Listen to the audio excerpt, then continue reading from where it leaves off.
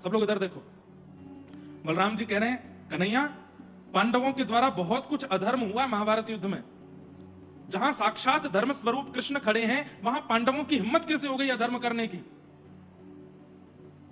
ये महाभारत युद्ध में पांडवों का विजय होना, ये न्याय का विजय नहीं है, ये तो जबरदस्ती जिताया है तेने लाला।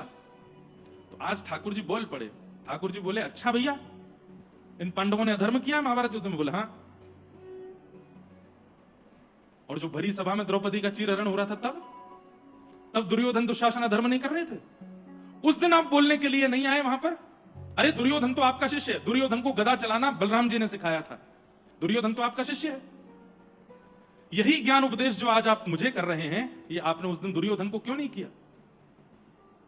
अरे वो अबला नारी रो रही थी, भीख मांग रही थी कि मेरी इज्जत को बचाइए, सबके आगे हाथ जोड़ रही थी, भीष्म पितामह के आगे हाथ जोड़े, अपने 5 पतियों को लाचार रूप में देख रही थी, कृपाचार्य, द्रोणाचार्य, सबकी ओर देखा उसने, किसी ने रक्षा नहीं की। हमारी बहन है बलराम जी वो। और सबसे बड़ी बात, जिस समय चीरहरण हो रहा था उस समय वो रजस्वला अवस्था में थी, उसका स्पर्श नहीं हो सकता था। उस समय ये लोग उसका चीरहरण कर रहे थे। और आज इन्हीं लोगों को जब मार दिया गया महाभारत युद्ध में, तो ऐसे पापियों को मारने वालों के लिए आप कह रहे हो कि इन्होंने अधर्म किया? स्त्री रक्षा में महाभारत हो गया, स्त्री रक्षा में राम रावण युद्ध हो गया। जब स्त्रियों का अपमान किया जाता है तो ठाकुर जी के नेत्र लाल पड़ जाते हैं, उनको वो प्रिय नहीं लगता है। आप कहेंगे महाराज जी कोई स्त्री क्रूर है, कोई स्त्री बहुत ज्यादा मतलब स्वभाव से विचित्र है, तो क्या करें? चुपचाप चले जाओ वहां से, मत कहिए कुछ भी। थोड़ा बहुत अलग तरीके से समझाने का प्रयास करो, न्याय का रूप ले लो, न्यायपालिका के द्वारा उसको समझाने का प्रयास करो। पर हाथापाई करना, उससे डिबेट करना, गाली गलौज करना, ये स्त्रियों के लिए नहीं है।